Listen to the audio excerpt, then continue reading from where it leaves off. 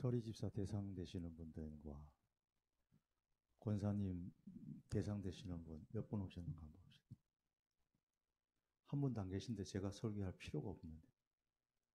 두 분, 세 분, 세 분이요? 하나, 둘, 세 분, 네 분. 예. 예, 한 분이 소중하니까 계속해서 강의를 듣고요.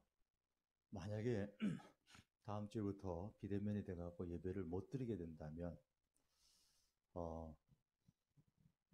줌을 통해서 또 강의를 또 하는 방법을 또 고안하겠습니다. 어쨌든 세 번 강의는 다 듣도록 그렇게 할 테니까 그렇게 참여해 주시기 바랍니다. 우리 신앙생활 하는 데 있어서 중요한 것은 그 예수님 당시에 사도들이 믿었던 그 신앙을 그대로 계승하고 사도들의 그 신앙의 행동들을 그대로 잘 계승하는 것입니다. 첫 번째는 사도들의 신앙의 내용을 잘 계승을 해야 됩니다.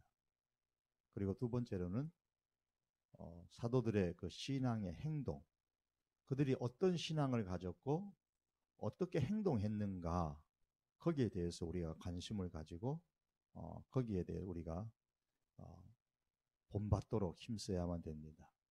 사도들의 신앙을 잘 계승해야 되는데 그들의 신앙의 내용은 무엇이고 또 그들은 그 신앙의 내용에 따라서 어떻게 행동했는가, 이 두 가지를 잘 유념하셔서 그들의 신앙을 그대로 잘 이어받는 교회가 건강한 교회고 좋은 교회예요. 그리고 그 신앙을 잘 이어받는 우리 성도가 직분자가 좋은 직분자고 좋은 성도입니다. 자, 오늘은 사도들의 신앙의 내용에 대해서 살펴보고자 합니다. 사도들이 믿었던 그 신앙의 내용을 잘 집약해 놓은 것이 우리가 늘 난예배 시간에 암송하는 고백하는 사도신경입니다.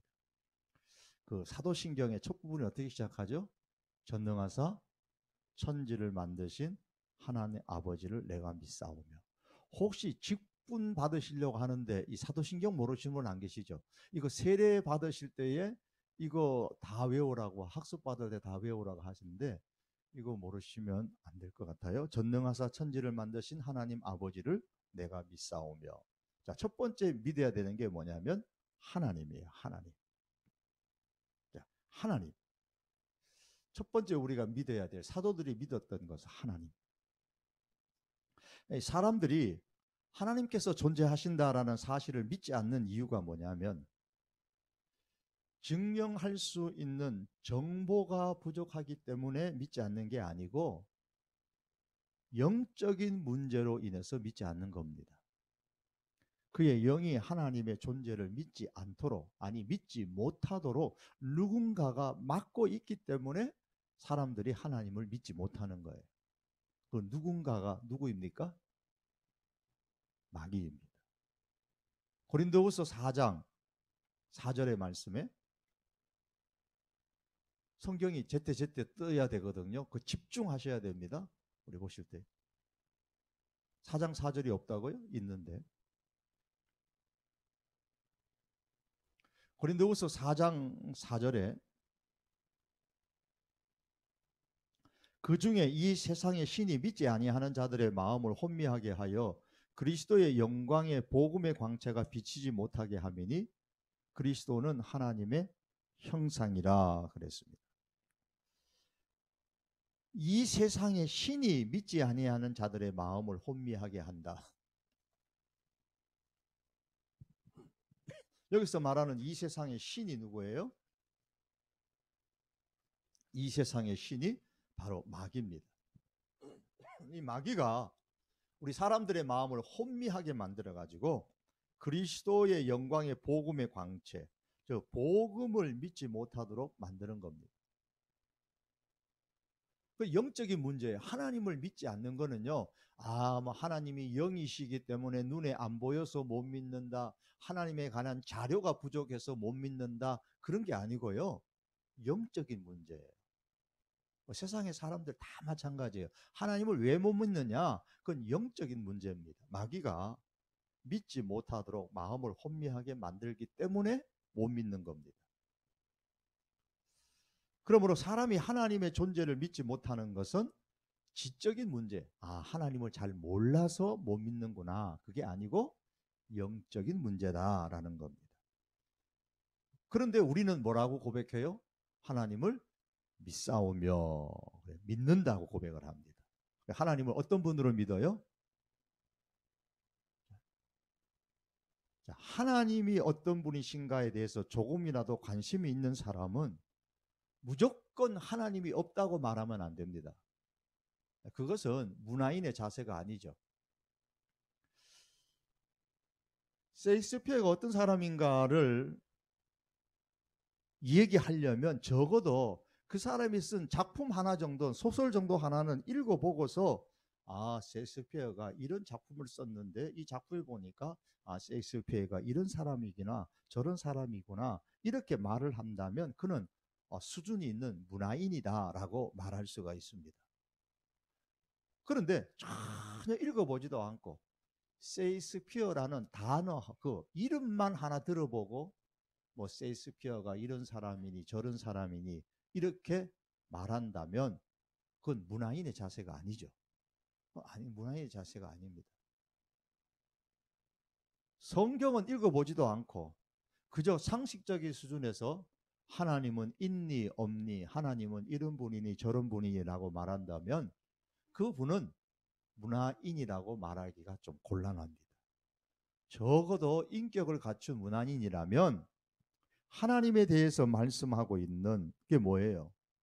성경이잖아요.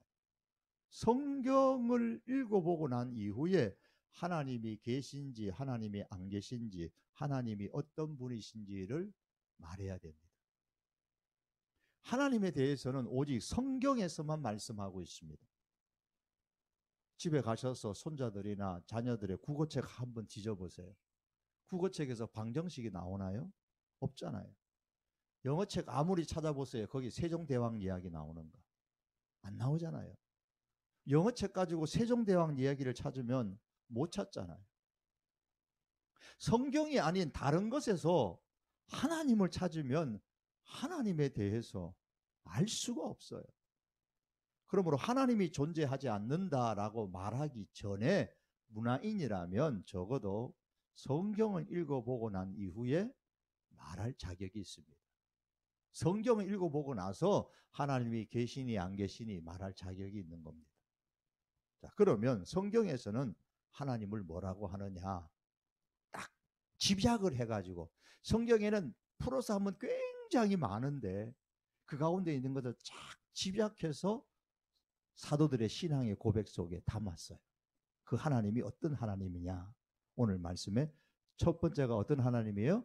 전능하신 하나님이에요.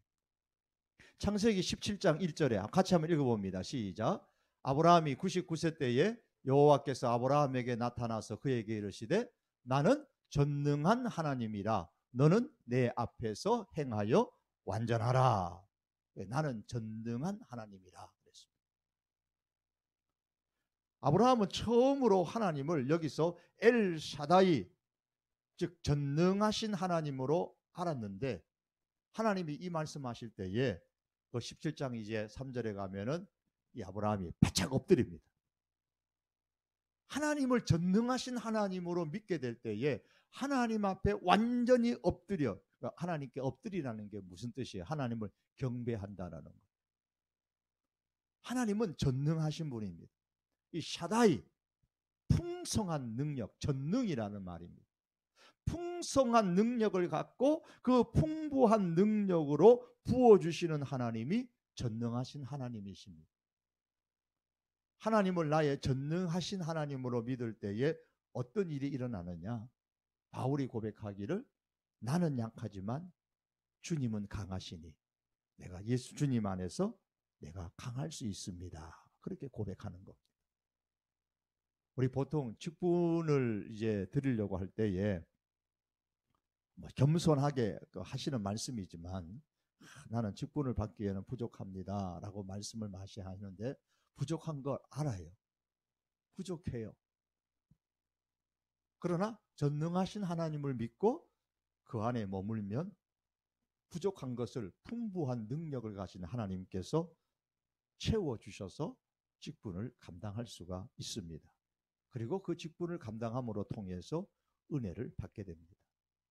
그래서 우리는 직분을 받을 때에 전능하신 하나님을 믿고 직분을 받는 거예요. 나는 부족하지만 풍부한 능력을 가지신 하나님께서 내게 감당할 수 있게 해주신다. 그걸 믿고 직분을 감당하는 겁니다. 전능하신 하나님을 우리가 믿고 신앙생활하고 직분을 감당하셔야 됩니다. 그 다음엔 어떤 하나님을 믿어요? 천지를 만드신 하나님 아버지를 내가 믿사오며. 천지를 만드신 하나님, 창조자 하나님을 우리가 믿죠. 오늘 읽으셨던 창세기 1장 1절이죠. 같이 읽어봅니다. 시작. 태초에 하나님이 천지를 창조하시니라. 성경은요, 처음부터 우리에게, 사람들에게 하나님에 대해서 믿어달라고 그렇게 말하지 않아요. 믿고 안 믿고는 그건 인간의, 사람의 사정이고, 성경은 있는 사실을 그냥 그대로 선포하고 있습니다. 하나님이 계시니 안 계시니, 하나님은 이러이러하니까 계시니, 이러이러해서 하나님이 계신다는 것을 증명할 수 있습니다. 그런 얘기 안 해요. 처음부터 그냥 태초에 하나님이 천지를 창조하셨다라고 말씀합니다. 하나님이 존재하신다라는 사실을 전제하고서 이미 성경을 말씀하고 계세요.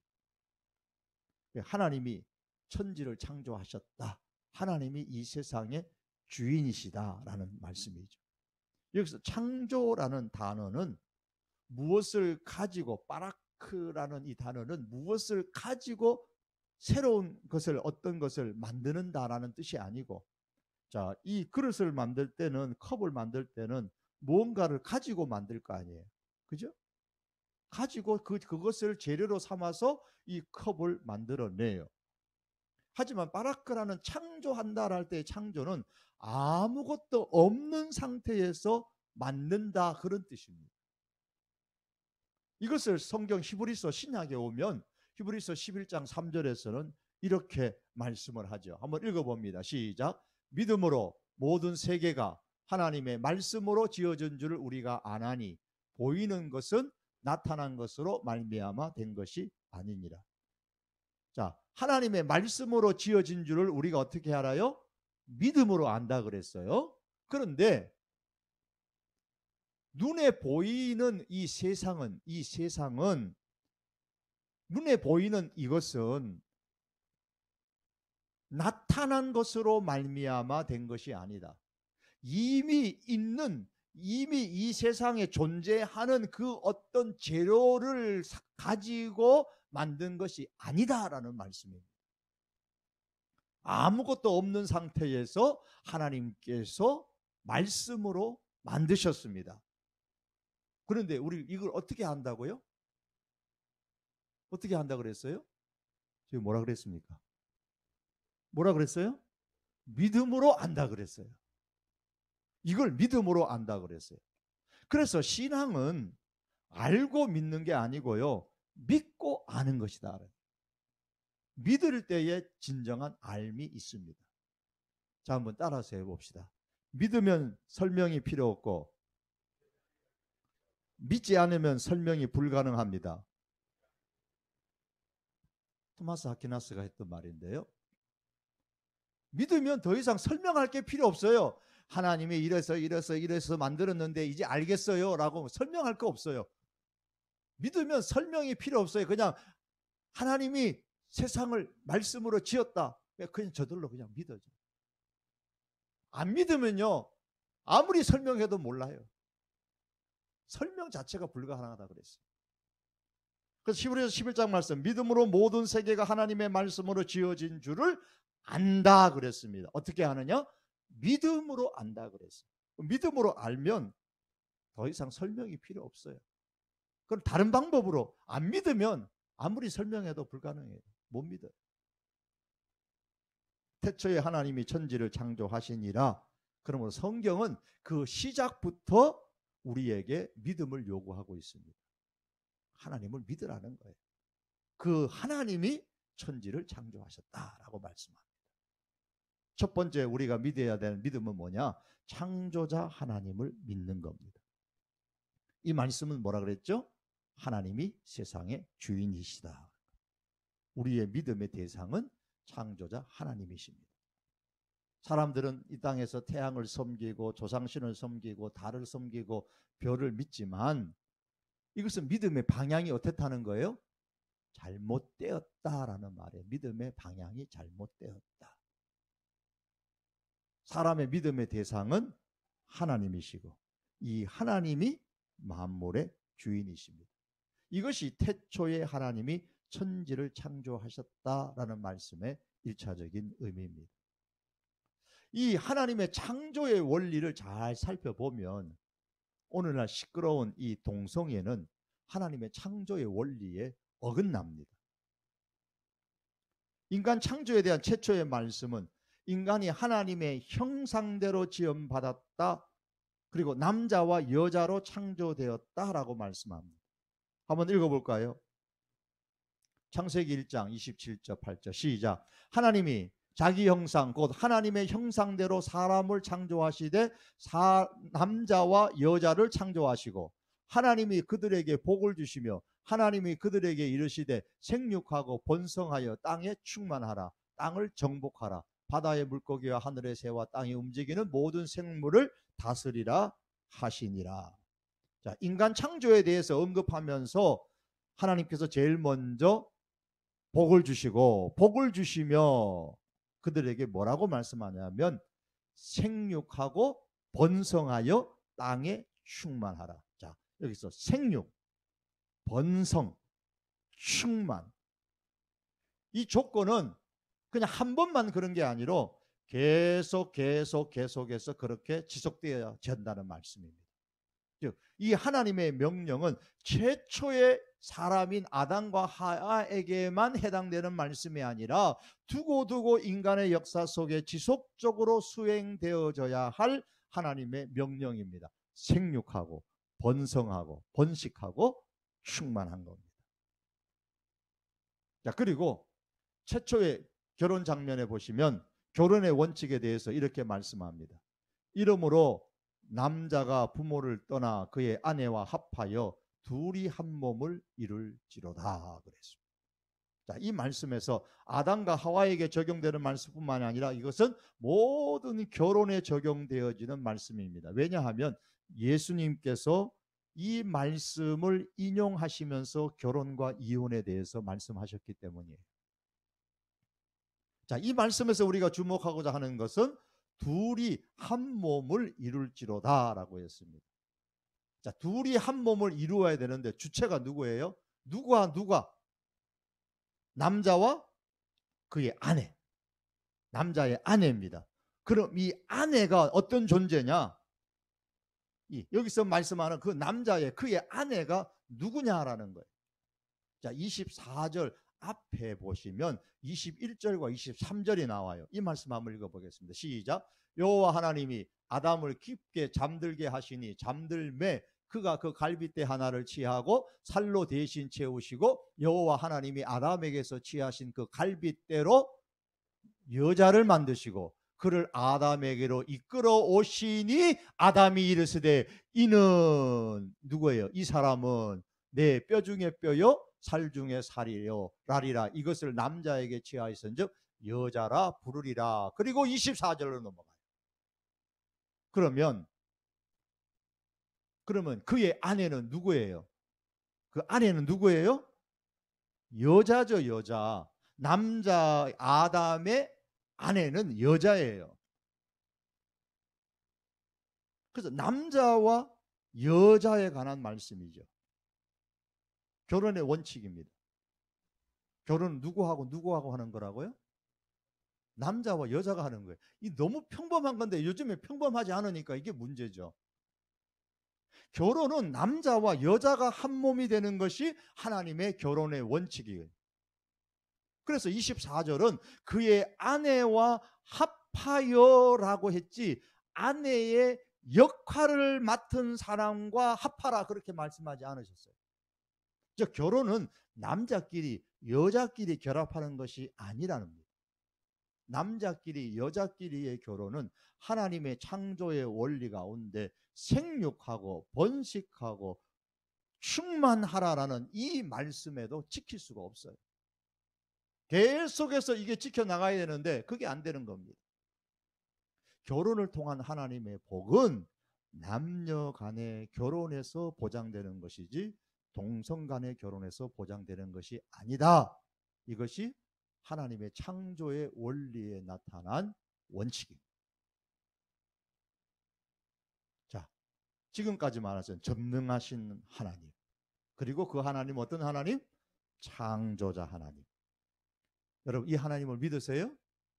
예, 이 하나님을 믿어야 직분자가 될 수 있는 거예요. 교인도 돼야 되지만 직분자가 될 수 있는 겁니다. 자, 전능하사 천지를 만드신 그 다음에 뭐예요? 누굴 믿어요? 하나님 아버지를 믿어. 근데 전능하시고 천지를 창조하신 창조자 하나님이 누구라고요? 누구 아버지요? 내 아버지요. 내 아버지요. 그걸 믿는 게 중요한 거예요. 하나님이 전능하시되 하나님이 천지를 창조하셨대. 야, 하나님 대단하시네. 그런데 나하고는 상관이 없네? 그 무슨 의미가 있어요? 나하고 상관이 있어야죠. 그분이 내 아버지라는 거예요. 성경은 사람 간의 관계에 있어서 그 전능하신 하나님이 창조자 하나님이 아버지라고 표현합니다. 예수님께서 하나님을 아버지라고 강조하며 부르셨어요. 그런데 예수님 당시의 유대인들은 하나님을 아버지라고 부르는 것은 상상도 할 수 없어요. 이 야훼라는 단어만 나오면, 여호와라는 단어만 나오면 그냥 필사할 때도 그냥 목욕 제기하고 가서 글자를 쓰는데 그 밑에 여호와라는 말을, 야훼라는 말을 못 써서 그 밑에 모음자는 쓰지도 못해요. 그럴 정도로 하나님을 굉장히 거룩한 존재로 여겼기 때문에 감히 하나님을 아버지라고 부르는 것은 상상조차도 할 수 없는 일입니다. 그런데 예수님이 떡 나타나시더니만은 하나님 아버지 그런 거예요. 요한복음 6장 57절에 보니까 여러분 시작. 살아계신 아버지께서 나를 보내심에 내가 아버지로 말미암아 사는 것 같이 나를 먹는 그 사람도 나로 말미암아 살리라. 하나님을 표현하면서 예수님은 하나님을 아버지, 아버지. 요한복음 5장 17절에 예수께서 그들에게 이르시되 내 아버지께서 이제까지 일하시니 나도 일하시며. 요한복음 15장 1절에 나는 참 포도나무요 내 아버지는 농부요. 요한복음 17장 1절에 예수께서 이 말씀을 하시고 눈을 들어 하늘을 우러러 이르시되 아버지여 때가 이르러 싸우니 아들을 영화롭게 하사. 자, 예수님께서 하나님을 아버지라고 부르신 것은 하나님이 인격적 존재이심을 강조하는 겁니다.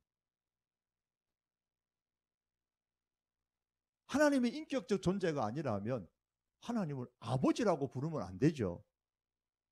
여러분 사람이나 개나 사람이 어떤 개나 고양이나 심지어 호랑이나 뭐 어떤 특별한 에너지 일컬어서 아버지 뭐 하기야 뭐 고양이 보고 야 새끼야 내 새끼야 하는 사람도 요즘 많아졌지만은 개 보고도 아이고 내 새끼야 내 새끼야 하는 사람도 요즘 참 많아졌어요. 그렇게 말하는 저도 이 고양이 보고 그렇게 말해요.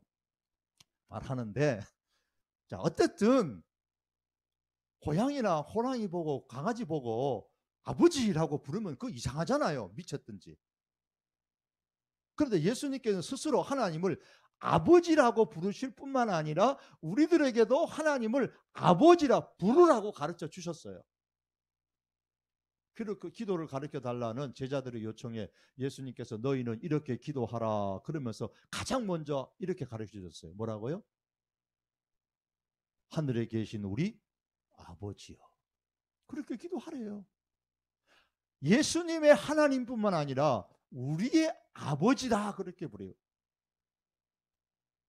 하나님은 어떤 기계나 어떤 컴퓨터나 어떤 힘이나 어떤 물체가 아니고 우리를 품어주시고 우리를 알아주시고 사랑해주시는 아버지입니다. 그러면 우리가 기도할 때에 아버지 하나님께 기도하는 겁니다. 하나님을 아버지라고 하니까 야 그거는 성차별이다 그러면서 어머니 하나님이라고 부르자. 또 요즘 또 얘기하시는 분도 있는데 하나님 아버지. 그또 아버지 그러면은 아버지에 대한 이게 부정적인 이 좀 생각을 갖고 있는 분이 계세요. 아버지가 굉장히 엄하시고 아버지한테 많이 맞고 자라신 이런 분들은 하나님 아버지 그러면 무슨 하나님? 무서운 하나님, 내 때리는 하나님, 나를 윽박지르는 하나님. 자꾸 그게 연상이 돼요. 우리 아버지 생각나서. 자기 육신의 아버지가 생각나서 자꾸 그렇게 분이 계세요. 그러니까 자녀들 키울 때에 자꾸 윽박지르지 마세요. 하나님 믿을 때 참 애로성이 많습니다. 하나님 아버지. 그 하나님은 우리 육신의 아버지와는 달라요. 자, 마태복음 6장 6절에 이렇게 말씀하죠. 한번 읽어봅니다. 시작. 너는 기도할 때에 내 골방에 들어가 문을 닫고 은밀한 중에 계신 내 아버지께 기도하라. 은밀한 중에 보시는 내 아버지께서 갚으시리라. 은밀한 중에 오직 하나님께만 아버지께만 집중해서 기도하라는 겁니다. 사람 의식하지 말고. 그러면 하나님이 아버지가 갚아주신다. 마태복음 7장 11절에 시작. 너희가 악한 자라도 좋은 것으로 자식에게 줄 줄 알거든 하물며 하늘에 계신 너희 아버지께서 구하는 자에게 좋은 것으로 주시지 않겠느냐. 전능하신 하나님, 천지를 만드신 창조자 하나님, 그 하나님이 바로 내 아버지. 그 하나님 앞에 기도할 때에 그 아버지께서 우리에게 좋은 것으로 주시고 우리를 품으시고 안으시고 인도하시는 하나님. 우리는 그 하나님을 믿고 직분을 받는 것. 그 하나님을 믿고 직분을 받는데 직분을 받는 게 뭐가 그리 겁나고 떨리고 두렵습니까? 자, 그 다음에 하나님을 믿사오며 그 다음에 뭐예요? 그 다음에 그 외아들. 자, 그 외아들. 예수님은 그 다음에 나오는 게 이제 예수님을 믿는 건데 예수님을 누구라고요? 그 외아들이라 그랬어요. 외아들. 그 하나님의 외아들이라 그 말이에요. 하나님의 그의 외아들. 그 하나님의 외아들. 예수님은 하나님 하나밖에 없는 아들이시다. 아, 그러면 하나님이 예수님을 낳았구나. 그래서 아들이구나. 그렇게 생각하면 좀 곤란해져요. 마태복음 16장 16절 한번 읽어봅니다. 시작. 시몬 베드로가 대답하여 이르되 주는 그리스도시요 살아계신 하나님의 아들이시니이다. 자, 우리나라 조선 500년을 지배했던 사상은 무슨 사상? 유교 사상. 유교 사상에서는 아버지와 아들은요 큰 차이가 있어요. 우리는 아직도 예수님을 믿어도 아버지와 나와의 관계에서 좀 이렇게 겁나는 분들이 많이 계세요. 저도 맨날 이 꾸지람을 많이 먹고 자랐거든요. 그래서 아버지 그러면 첫째는 겁나는 아버지. 지금은 연세가 하도 많이 드셔서 화를 안 내시니까 좀 이제 좀 측은해 보이세요. 연세가 많이 드시니까 화를 못 내시잖아요. 아버지. 아버지하고 아들하고는 큰 차이가 있어요. 히브리적 사고에서는 아버지와 아들은 동격이에요. 동격. 같아요. 그래서 예수님이 하나님의 외아들이다라는 뜻은 예수님은 곧 하나님이라는 말과 동일한 뜻이에요. 빌립보서 2장 6절과 8절인데요. 읽어봅니다. 시작. 그는 예수님은 읽어봅니다. 시작. 그는 근본 하나님의 본체시나 하나님과 동등됨을 취할 것으로 여기지 아니하시고. 자, 거기까지만. 그는 근본 하나님의 본체 모르테시나 형상이시나 그 말입니다. 형상. 다른 데서 형상이 또 나올 겁니다. 하나님의 형상이다 말이에요. 그 뜻은 그 다음에 나오죠. 하나님과 동등하다 그 말입니다. 모르테. 사람의 모양으로 오신 예수님이 본래가 하나님의 본체다 말. 하나님이다 그 말입니다. 하나님과 동일하신 분, 하나님과 똑같으신 분이다. 즉 하나님이시다라는 뜻입니다. 그러니까 예수님은 근본적으로 하나님이신데 하나님의 형상으로 세상에 오시지 않고 어떤 형상으로 왔어요? 사람의 종의 형체를 가지사 사람들과 같이 되셨다 그랬습니다. 요한복음 20장 28절 한번 읽어봅니다. 요한복음 20장 28절에 시작. 도마가 대답하여 이르되 나의 주님이시요 나의 하나님이시이다. 이 상황 아시겠죠? 예수님 좀 하나님 보여주면 잘 믿겠네요. 그러니까 뭐라 그러죠 예수님께서? 나 도마야 나보고도 또 하나님 보여달라고 하느냐 그랬죠. 날 보고도 또 하나님 보여달래? 나를 본 자는 하나님을 본 자다. 그때 도마가 했던 고백이에요. 나의 주님이시고 나의 하나님이십니다. 예수님 부활하신 이후에 좀 보여주세요. 부활한 거 보여줬어요. 고백하는 겁니다. 나의 주님이시요 나의 하나님이십니다.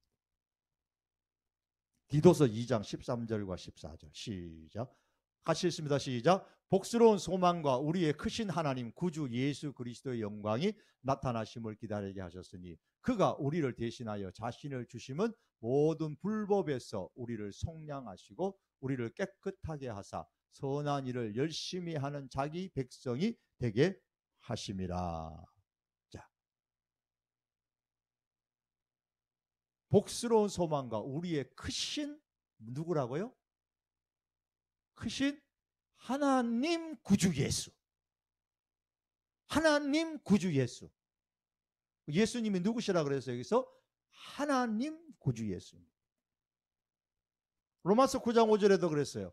조상들도 그들의 것이요 육신으로 하면 그리스도가 그들에서 나셨으니 그는 만물 위에 계셔서 세세에 찬양 받으실 누구라? 하나님이시라. 제가 왜 자꾸 이 오후에는 성경을 읽도록 하는지 아세요? 왜? 맞아요. 잘 하시네요. 주무실까 봐 싶어서 자꾸 성경을 읽으라 그러는 거예요. 그리스도가 그들에게 났는데 그는 그리스도는 다 빼쁘고 중간에 거 하나님이시니라 그랬어요. 성경.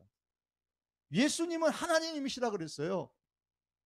골로새서 1장 5절에 15절 시작. 그는 예수님은 뭐라고요? 보이지 아니하는 하나님의 형상이요 모든 피조물보다 먼저 나신 이시니. 자, 여기서 하나님은 누구요? 보이지 아니하시는 하나님이에요. 영이니까. 그런데 형상이라는 것은 눈에 보이는 겁니다. 보이지 아니하는 하나님이 눈에 보이는 하나님으로 오신 분이 예수님이라 그 말이에요. 그 형상, 에이콘, 우리가 보통 아이콘, 눈으로 볼 수 있도록 나타나져 있는 것이죠. 여러분 핸드폰에 이렇게 보시면 컴퓨터에 보면 아이콘 많죠. 그죠? 그거 하나 딱 누르면 어떻게 돼요? 자, 저기 보세요. 여기 아이콘 많잖아요.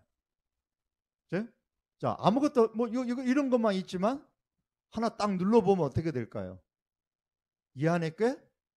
이 안에 게 이제 나타나잖아. 이 안에 게. 하나 눌러볼까요? 뭘 눌러볼까요? 자, 하나 누르면 여기 자 보세요. 이거. 자, 하나 딱 누르니까 내 사진이 나오네. 예. 사진이 저기 지금 이 사진을 이 안에 사진이 지금 한 가득 들었단 말이에요. 이 사진이 한 가득 들어서 사진이 다 나온다고. 이 형상 하나만 그거 딱 누르니까 누가 나온다고요? 그 누르는 것은 예수님이 딱 눈에 보이는 거고 그 예수님을 딱 누르니까 그 안에 무슨 세계가 보여요? 하나님의 세계가 보이는 거예요. 그게 보이지 아니하시는 하나님의 형상이다라는 말입니다. 보이지 않는 하나님의 형상. 하나님은 영이시기 때문에 우리의 눈으로 볼 수는 없지만 우리 눈에 보이고 우리가 알 수 있는 하나님이 나타나셨는데 그분이 바로 예수님입니다. 아이콘을 딱 누르면은 새로운 세계가 쫙 보이는 것처럼 예수님을 딱 믿으면 새로운 세계가 하나님의 세계가 쫙 펼쳐지고 보이더라라는 거. 자, 예수님은 모든 창조물보다 먼저 나신 자리. 자, 그 다음 이제 다음에 또 말씀을 제가 시간이 나면 말씀을 드리겠습니다.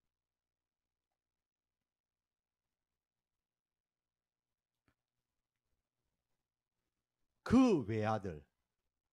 그 다음에 뭐가요? 자, 예수님은 그의 외아들이시다. 즉 예수님은 누구로 믿어요? 첫 번째 믿어야 될 게 예수님은 누구시다? 하나님이시다. 그 다음에는 그 외아들, 그 다음에 뭐라 그랬어요? 우리 주 예수 그리스도를 믿사오니. 자, 우리 주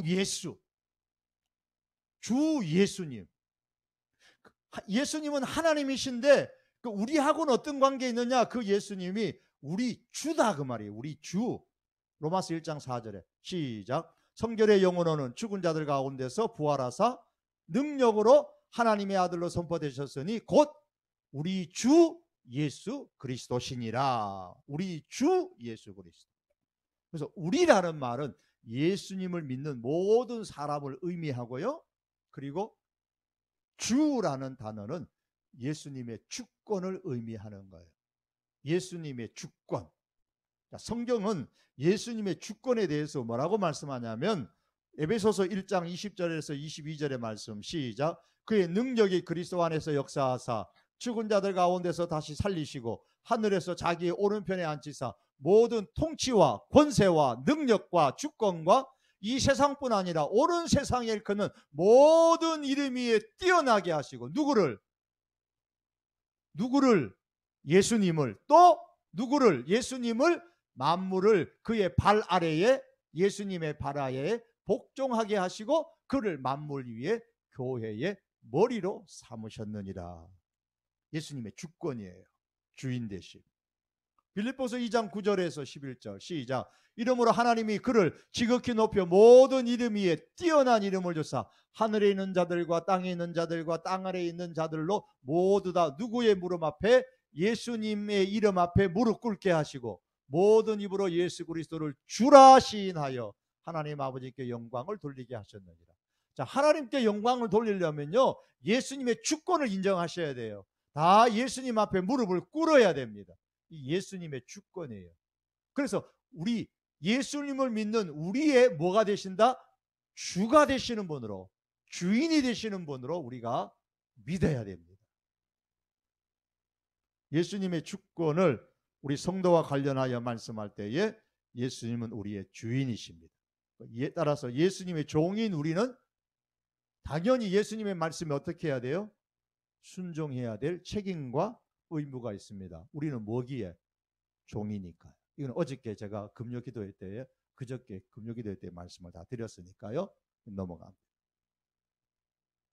그 외아들 우리 주 예수. 근데 그 예수가 누구라고요? 그리스도. 예수 그리스도를 믿사오니 그랬습니다. 그리스도. 참 많이 들으셨죠? 그리스도. 헬라어의 구약의 단어, 히브리어 단어로 말하면 뭐라고 했죠? 메시아.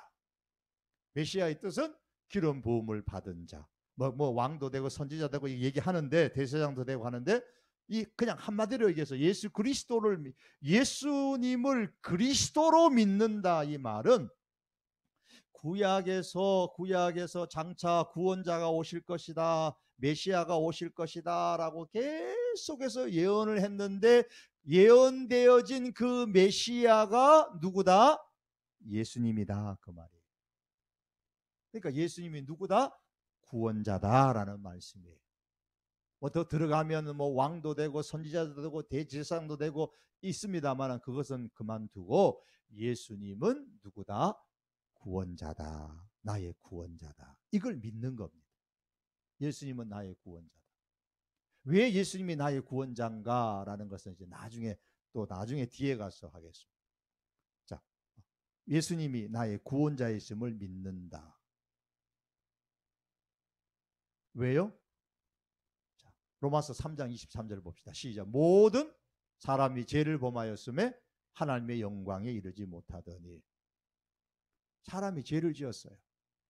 그래서 하나님 앞에 못 가는데 누구만 죄를 지었느냐? 너하고 나하고만 죄를 지은 게 아니고 모든 사람, 세상의 모든 사람이 다 죄를 보였다. 로마서 3장이 나오기 전에 그 1장에 보면은 유대인이 아닌 사람들도 죄를 지었고, 이방인들도 죄를 지었고, 유대인 도덕자라고 말하는 사람들도 죄를 지었고, 심지어 유대인들도 스스로 하나님의 자식이라고 말하는 그들도 죄를 지었고, 다 죄를 지었다. 그래서 모든 사람이 죄를 범해서 하나님께 이르지 못한다. 그래서 어떻게 사람이 죄를 짓게 되었을까요? 그것도 모든 사람이. 로마서 5장 12절에 읽어봅니다. 시작.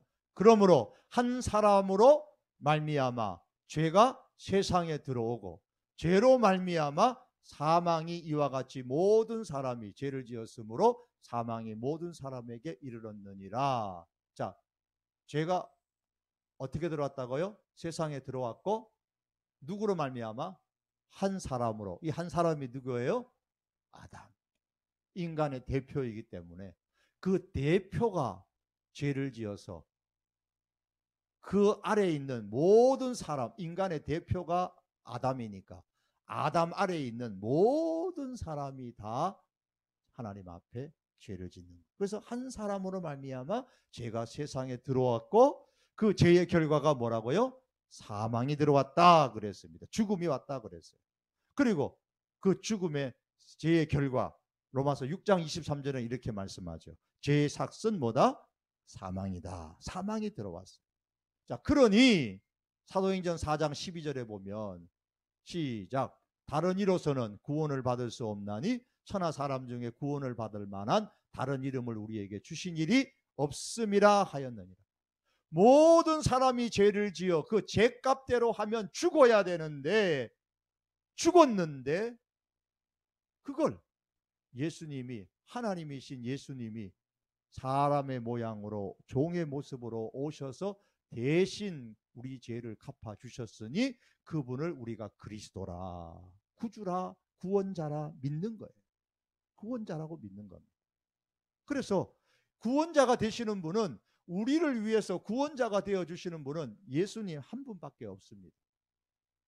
구원을 받을 만한 다른 이름을 우리에게 주신 일이 없다 그랬어요. 요한복음 14장 6절 다시 한번 봅니다. 시작.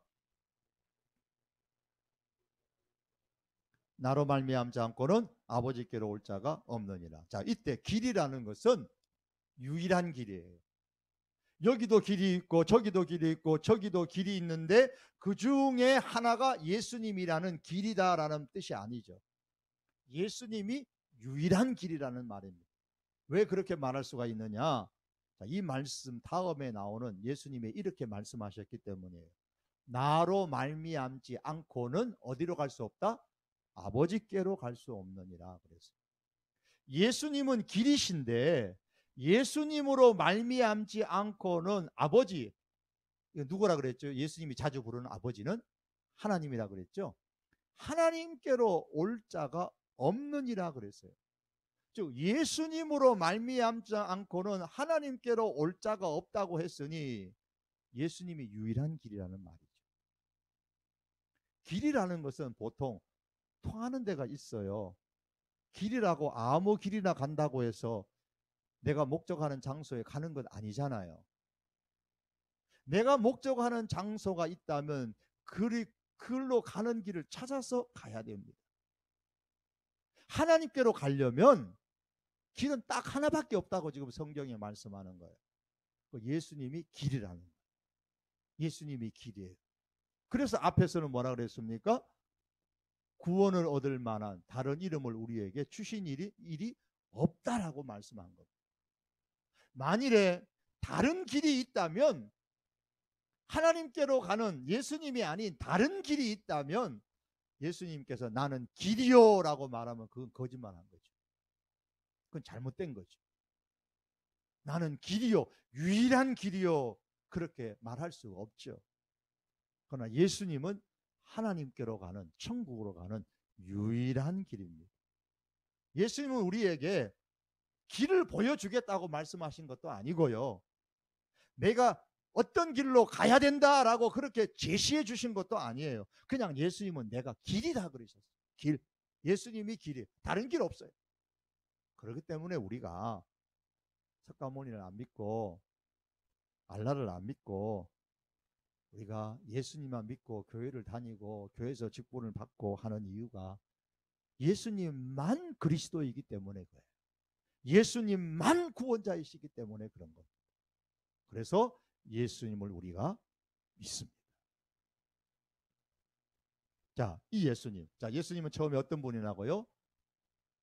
그 외아들 하나님이시고, 그분이 또 뭐라고요? 우리의 뭐라고요? 주인 되시고. 그런데 그 주인 되신 예수님이 누구라고요? 우리의 구원자 되시는 분이다. 이 예수님 우리가 믿어야 돼요. 그런데 하나님 되신 이 예수님이 우리 가운데 어떻게 오셨다고요? 이는 자, 이 예수님은 어떻게 왔어요? 성령으로 잉태하사 동정녀 마리아에게 나시고 성령으로 잉태하신 예수님. 자, 예수님이 우리 인간의 죄를 대신하여 구원자가 되시려면 죄가 없으셔야만 합니다. 죄가 없으셔야 돼요. 우리 죄를 대신해야 되는데 죄가 있으시면 우리 죄를 대신할 자격이 없잖아요. 자격이 안 돼요. 그래서 예수님은 죄가 없으신 몸으로 이 세상에 오셔야만 했습니다. 그래서 하나님께서 고안하신 방법이 뭐냐면 성령으로 잉태하여 동정녀의 마리아의 몸을 빌려서 잉태하여 오셨다라는 말씀입니다. 그래서 히브리서 4장 15절에 보면 시작. 우리에게 있는 대제사장은 우리의 연약함을 동정하지 못하실 리가 아니요 모든 일에 우리가 똑같이 시험을 받은 이로되 뭐는 없으시니라? 죄는 없으시니라. 고린도후서 5장 21절에 시작.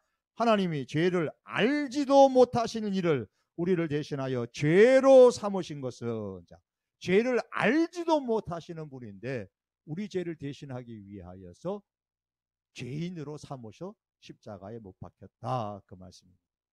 자, 지금 미국의 대통령이 누가 됐죠? 바이든, 잘 아시죠? 자, 바이든이 대통령 돼서 우리나라를 방문합니다. 진짜가 아니고요. 제가 하는 얘기입니다. 언젠가는 올란가 모르겠습니다만. 자, 우리나라를 방문할 때에 배 타고 오시나요? 못 타고 오실까요? 비행기 타고, 대한항공 타고 올까요? 아시아나항공 타고 올까요? 못 타고 올까요? 티웨이 타고 올까요? 그 무슨 비행기인데요?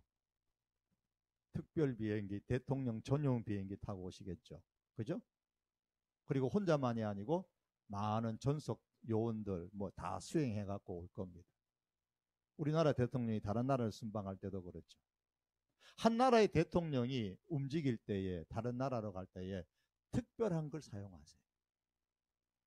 그런데 하나님이신 그 예수님께서 인간을 구속하기 위해서 인간의 몸을 입고 이 땅에 오시는 방법은 보통 사람들이 이 세상에 탄생하는 것과 달라야죠. 다르게 오신다고 이상하나요? 한 나라의 대통령이 우리나라에 올 때는 뭐 특별한 비행기 타고 오는 건 이상하게 생각 안 하는데요. 하나님께서 사람의 몸을 입고 이 세상에 오시는데 특별한 방법으로 오신다? 이상한 거 아니잖아요. 그 특별한 방법, 성령으로 오셨단 말이에요. 성령의 방법. 요즘은 뭐 생명과학이 하도 바이오가 발달돼 가지고 얼마 전도 일본 사람이 뭐 결혼도 안 하고 애 낳았다 그렇습니다만, 과학도 이렇게 점점 발달하는데 하나님은 충분히 그렇게 하실 수 있는 분이에요. 예수님은 성령으로 잉태되어 동정녀 마리아에게 나셨는데 왜 그렇게 오셔야만 했느냐? 죄 있는 분 몸으로 오시면 안 되기 때문에 그런 거예요. 죄 있는 몸으로 오시면 안 되기 때문에. 죄 있는 몸으로 오면 우리 죄를 용서할 수가 없어요. 대신 십자가를 지실 수가 없어요. 그래서 죄 없으신 분으로 오시는, 사람의 몸을 입고 오시는데 죄는 없으신 몸으로 오셔야 하니 특별한 방법인 성령으로 동정녀 마리아를 통해서 이 땅에 오신 겁니다. 그 다음에 오셔서 하신 일이 뭐예요? 본디오 빌라도에게 고난을 받으사 십자가에 못 박혀 죽으시고. 빌립보서 2장 2장 8절 시작. 사람의 모양으로 나타나사 자기를 낮추시고 죽기까지 복종하셨으니 십자가에 죽으셨다 그랬습니다. 왜 예수님께 세상에 오셨는가요? 죽기 위해서 오셨어요. 십자가. 그래서 예수님의 인생은 저 갈릴리부터 저 아래에 베들레헴, 유대 땅 베들레헴에서 태어나셨다가 저 애굽으로 더 밑으로 이사 가셔서 그 다음에는 이스라엘 땅 제일 위쪽인 갈릴리로 올라가셔서 거기서부터 아래로 아래로 아래로 아래로 유다 땅 예루살렘으로 골고다로 가시는 예수님의 인생은 사역은 점점 십자가로 가는 인생이었어요. 십자가에 죽기 위해서 이 상에 오셨고 십자가에 죽으러 가시는 그 사역들을 계속해서 예수님께서 행하셨습니다. 그리고 십자가는 우리가 잘 아는 대로 그 당시에 가장 수치스러운 사형 방법이었잖아요. 가장 낮아지셨어요. 죽기까지 복종하셨어요. 그게 십자가의 죽으심이라 그랬습니다. 그렇다면 우리는 이 예수님을 믿는 사람이잖아요.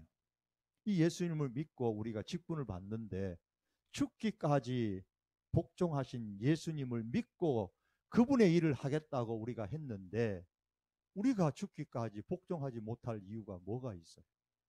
거기에 한거하면 죽기까지 오신 그 복종하신 예수님이 부끄럽잖아요. 우리의 직분은 예수님을 믿는 사람으로서 받는 직분이기에 주님이 행하신 것처럼 죽기까지 복종하는 그의 직분자가 되어야 됩니다. 자, 이렇게 해서 우리를 구원하신 예수님, 장사한 지 사흘 만에 어떻게 했다고요? 죽은 자 가운데서 다시 살아나시며 부활하신 예수님을 우리가 믿습니다. 마태복음 28장 6절에 시작. 그가 여기 계시지 않고 그가 말씀하시는 대로 살아나셨느니라. 와서 그가 누우셨던 것을 보라. 여러분, 우리 주부님들이 이제 국을 끓이실 때에 국을 다 됐나 안 됐나 할 때 뭘 어떻게 해요? 맛을 먼저 보죠. 딱 보고 간이 제대로 됐나 안 됐나. 여러분, 그 맛이 제대로 됐는지 안 됐는지 아시려면 한 그릇 그 냄비채에 그 국을 다 마셔봐야 아나요? 아니죠. 그냥 한번 이렇게 맛만 보면 되죠. 한 숟가락만 떠먹어봐도 알잖아요. 신앙도 그래요, 여러분. 신구약 성경 다 믿어야 신앙이 생길까요? 아니에요. 또 다 알 수도 없고 다 몰라도 돼요. 직분자라고 어떻게 다 하시겠어요? 성경 66권에 기록된 모든 내용을 다 믿고 있는지에 대해서 잘 몰라. 왜 직분 안 맡으셨어요? 성경을 잘 몰라서. 다 몰라도 됩니다. 하나만 딱 알면 돼요. 한 숟가락 딱 국 떠가지고 맛만 딱 보면 됐다 하는 것처럼 그 한 숟가락 딱 뜨는 그 국맛을 아는 것처럼 한 숟가락의 신앙이면 됩니다. 그 한 숟가락의 신앙이 뭔지 아세요? 창세기 1장 1절이에요. 다시 한번 외웁니다. 시작. 태초에 하나님이 천지를 창조하십니다. 천지 창조하신 하나님을 믿는다면 없는 데서부터 있는 것으로 만드신 하나님이시면 성령으로 동정녀 탄생하는 거 그거 별거 아니에요. 죽었다 다시 살리는 거? 없는 것도 생명으로 다시 살렸는데 만들었는데 죽었다가 다시 살리는 거야. 그거 뭐 세 발의 피죠. 그거 아무것도 아니에요. 그거 믿는 거 아무것도 아니라는 거니까. 하나님이 천지를 창조하셨다라는 사실만 믿으면 예수님이 동정녀 탄생으로 오셨다는 거, 예수님이 죽은 자 가운데서 부활하셨다는 거 믿는 거 그거 쉽게 믿을 수가 있어요. 예수님의 부활 못 믿겠어요. 그 말은 거꾸로 돌아가서 올라가다 보면 하나님이 세상을 창조했다는 거 내가 잘 못 믿겠어요 하는 거하고 비슷해요. 고린도전서 15장 12절 뭐라 그랬습니까? 시작. 그리스도께서 죽은 자 가운데서 다시 살아나셨다 전파되었거늘 너희 중에서 어떤 이들은 어찌하여 죽은 자 가운데서 부활이 없다 하느냐. 부활이 없으면 기독교도 없고 구원도 없고 믿음도 헛것이고 우리는 괜한 수고하는 거죠. 헛수고하는 겁니다. 그게 성경이 고린도전서 15장 14절 17절 말씀입니다. 시작.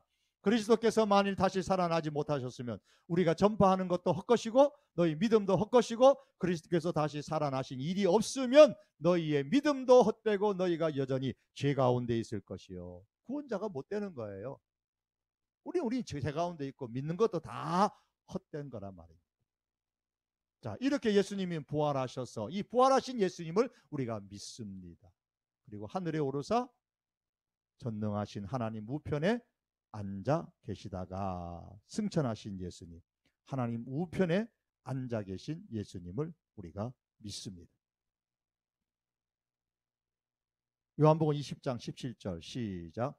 예수께서 이르시되 나를 붙들지 말라. 내가 아버지께로 올라가지 아니하였노라. 너는 형제들에게 가서 이르되 내가 내 아버지 곧 너희 아버지 내 하나님 곧 너희 아버지께로 뭐한다? 올라간다 하라. 이 땅에 승천하시기 전에 이미 예수님은 내가 올라간다, 아버지께로 간다라고 이미 말씀을 하셨어요. 그 말씀을 하시고 사도행전 1장 11절에 가면은 하늘로 가셨어요. 하늘로 올리우신 이 예수는 하늘로 가심을 본 그대로 오시리라. 가셔서 어디에 계시느냐? 하나님 우편에 앉아 계신다 그랬습니다. 마태복음 26장 64절에 시작. 예수께서 이르시되 내가 말하였느니라. 그러나 내가 너희에게 이르노니 이후에 인자가 권능의 우편에 앉아 있는 것과 하늘 구름을 타고 오는 것을 너희가 보리라. 여기서 이미 설명을 해주셨어요. 하나님의 우편이 뭘 의미하느냐? 권능이라고 하면 권능. 하나님의 우편에 왜 왼쪽에 안 앉고 오른편에 앉았는데요? 이거는 하나님의 권능을 표현하는 겁니다. 권능의 예수님을 표현하니까 하나님의 우편에 앉았다 그렇게 표현을 하고 있습니다. 자, 이것은 좀 전에 아까 말씀드렸던 예수님의 주권, 통치권과 연관되는 거죠. 에베소서 1장과 빌립보서 2장의 말씀 생략하고 넘어갑니다. 자, 이렇게 예수님은 교회의 주인이시고 따라서 예수님으로 말미암아 구원받은 사람은 예수님을 위한 충성과 헌신과 교회를 위해서 충성하고 헌신하는 모습을 가지고 증명하셔야 됩니다. 왜냐하면 부활하신 예수님은 하나님 우편에 앉아 계셔서 교회의 뭐가 되신다고요? 머리가 되시니까 우리가 교회의 직분을 맡은 자로서 충성해야 될 충분한 이유가 여기에 있습니다. 그런데 중요한 것은 예수님만 권능으로 하나님 우편에 앉아 계신 것이 아니라 하나님은 예수님을 믿는 우리들조차도 함께 하늘에 앉아 있는 존재로 지금도 보고 계세요. 우리가 이 땅에 사는데도 하나님은 우리가 하나님 보좌에 앉아 있는 존재로 본다니까요. 에베소서 2장 5절에서 7절인데요. 허물로 죽은 우리를 그건 없어요? 없는가요? 허물로 죽은 우리를 그리스도와 함께 살리셨고 또 함께 일으키사 그리스도 예수 안에서 함께 하늘에 앉히시니 그랬어요. 그리스도와 함께 살리셨고 함께 일으켜 부활시키셨고 함께 하늘에 앉아 있는 존재로 하나님이 우리를, 예수님 안에 있는 우리를 보고 계신다라는 사실을 우리가 믿어야 됩니다. 그래서 성도는, 우리는 비록 이 땅에 지금 살아도 하늘에 앉아 있는 존재로 하나님께서 우리를 보시기에 우리는 땅에 것 집착하지 마시고요. 오늘 설교의 말씀대로 하면 세상과 충돌하며 사셔야 돼요. 세상의 가치관하고 충돌하면서 사셔야 돼요. 목숨 걸지 않고 위의 것 찾아야 됩니다.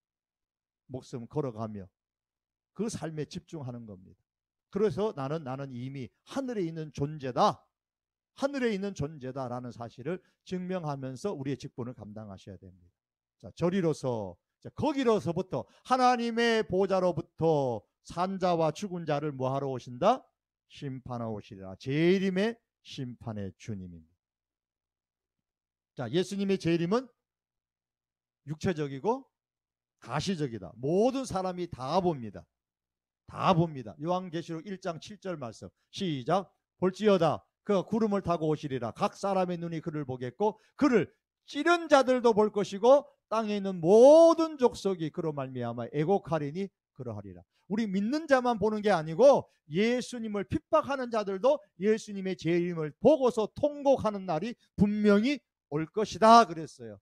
영적으로 예수님 재림하는 거 아니니까 우리 2단들이 3단들이 얘기할 때에 영적으로 예수님 벌써 재림하셨다라는 사실들 그거 믿지 마시기를 바랍니다.